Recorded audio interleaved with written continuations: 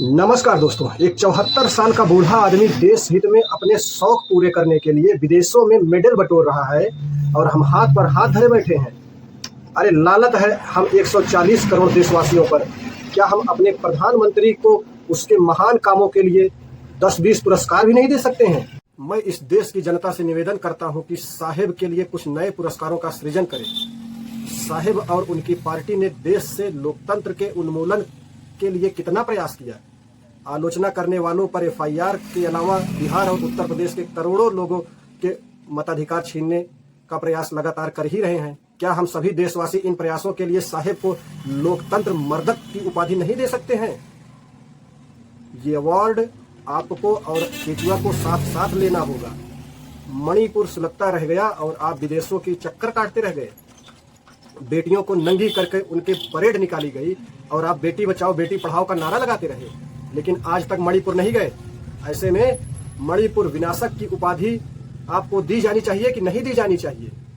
बिहार के युवाओं को लंबे समय तक बेरोजगार रखकर गुजरात और देश के बाकी हिस्सों में मजदूर बनाकर भेजने का जो मास्टर प्लान आपने बनाया, उसके लिए बिहार युवा शक्ति भक्षक पुरस्कार भी आपको मिलना चाहिए।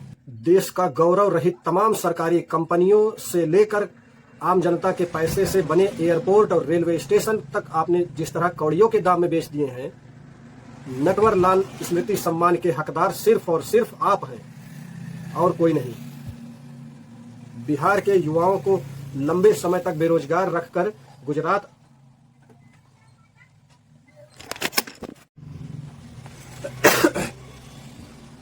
यूपी बिहार के युवाओं को लंबे समय तक बेरोजगार रखकर गुजरात और देश के बाकी हिस्सों में जो मजदूर बनाकर भेजने का मास्टर प्लान आपने बनाया है, उसके लिए बिहार युवा शक्ति भक्षक पुरस्कार का सृजन होना चाहिए और उसे आपके साथी सुशासन बाबू के साथ आपको साझे में दिया जाना चाहिए। आपके शासनकाल में बलात्कारियों का जिस तरह मनोबल बढ़ा है और आपकी पार्टी के नेताओं ने जिस तरह के कारनामे किए हैं, बलात्कारी बाबाओं को जिस तरह से पेरोल पर रिहा किए हैं, उसके लिए बलात्कारी रक्षक पुरस्कार की शुरुआत की जानी चाहिए। अग्रिम बधाई है इसके लिए। अल्पसंख्यकों के खिलाफ जिस तरह के आतंक का माहौल बनाया गया है, अफवाहें उड़ाई गई हैं, उनकी लिंचिंग की गई है, उनके धर्मस्थल तक तोड़े गए, देश के लिए उनके बलिदानों का नजरअंदाज किया गया, उसके लिए एक विशेष अल्पसंख्यक हंता पुरस्कार का गठन जरूर होना चाहिए। लेकिन ये पुरस्कार आप दोनों को, मतलब समझ रहे हैं ना, आधा आधा बांट कर देना पड़ेगा। पुल विध्वंसक पुरस्कार पर भी तकरार हो सकती है। अभी 3 दिन पहले तक सुशासन बाबू ये पुरस्कार 5/1 से जीत रहे थे, लेकिन बड़ोदरा पुल गिरने के बाद से आपकी दावेदारी मजबूत हो गई है, क्योंकि मौतें इसमें ज्यादा हुई हैं। इसके लिए सबसे तेज चैनल वालों से वोटिंग करवा लीजिए। ईवीएम से काउंटिंग करवाएंगे तो आपकी जीतने की संभावना बढ़ जाएगी। तो आप देख लीजिए। अडानी मित्र पुरस्कार की दावेदारी तो अगले 1000 सालों तक कोई आपके आसपास नहीं आ पाएगा। अग्रिम बधाई सर इसके लिए आपको। राष्ट्र गरिमा भक्षक पुरस्कार तो आपका है ही, लेकिन सरेंडर रत्न पुरस्कार पर भी आपके अलावा कोई और दावा नहीं कर सकता है। 70 सालों में पहली बार जिस बहादुरी से आपने ट्रंप के एक फोन पर झटपट सीज फायर को अंजाम दिया था, इस पुरस्कार की शील्ड पर एक छोटी प्रतिमा आपकी जरूर होनी चाहिए। लेकिन भ्रष्टाचारी उद्धारिक पुरस्कार आपको और ईडी को साझे में दिया जाएगा। विदेश जाकर मेडल बटोरने में कुछ नहीं रखा है। आत्मनिर्भर बनिए सर।